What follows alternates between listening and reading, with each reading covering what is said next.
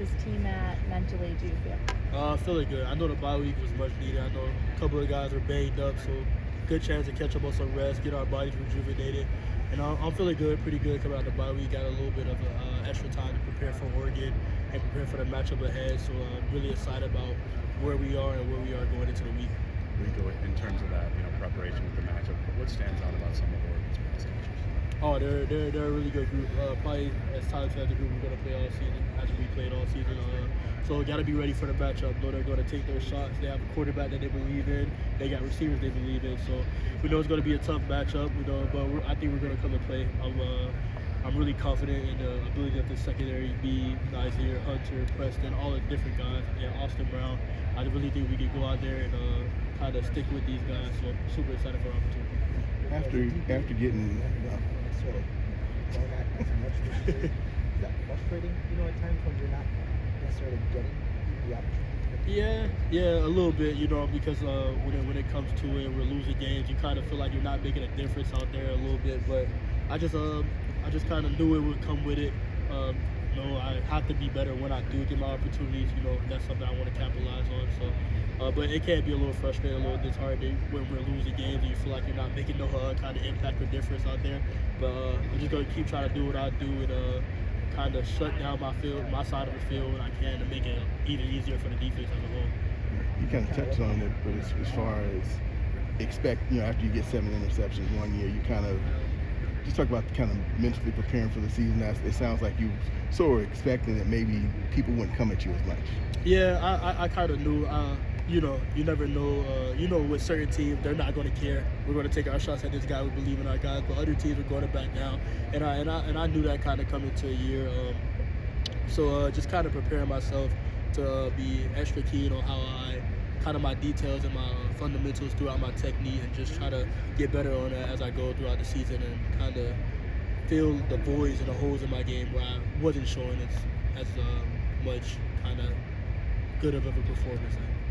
Oregon with their pass catches, seems like they're willing to throw the ball into all these the field. Does that kind of excite you a little bit, knowing that they're going to get back pressure? Oh yeah, definitely. Very, very excited.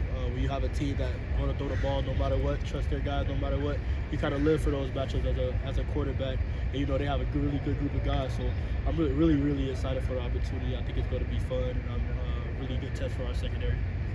What are you seeing when you're studying their quarterback, Dillon Gabriel? Super good, super poised. A veteran. I think this is his 6th year in college football, and kind of just broke a record for most touchdowns ever or something like that. So super poised, very mobile.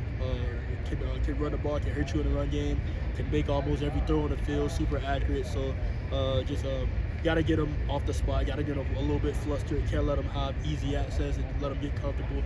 I throw some different looks, but he's a good quarterback, and it is as advertised. Kind of tag off that question. Did it change or alter anything for you guys seeing a left-handed quarterback? Because that's not something you see a ton at this level.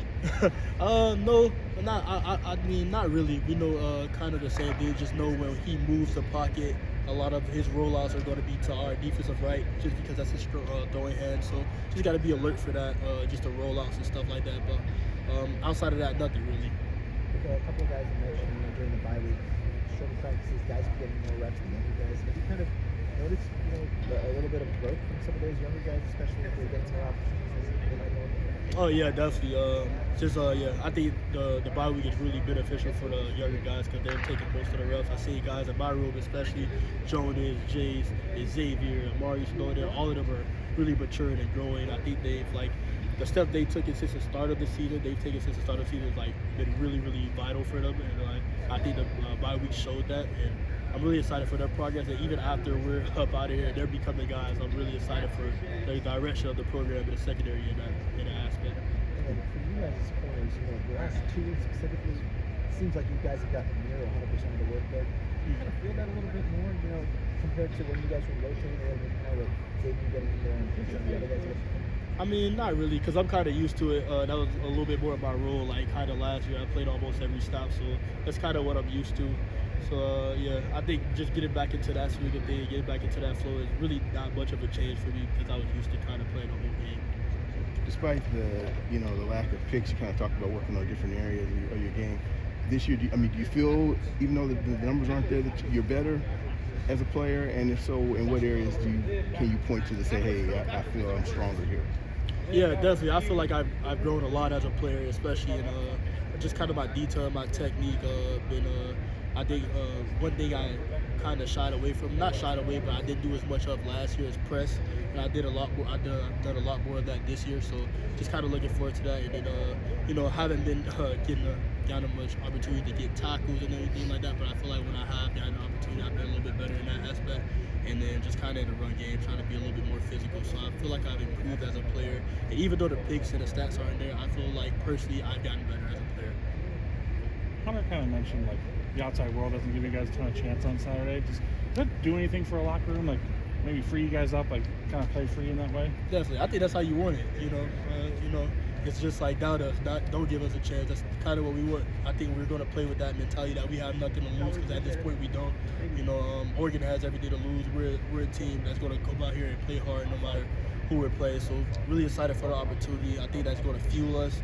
The outside world not giving us the chance, and I think really that gives us a lot of confidence to play carefree ball and just let it rip.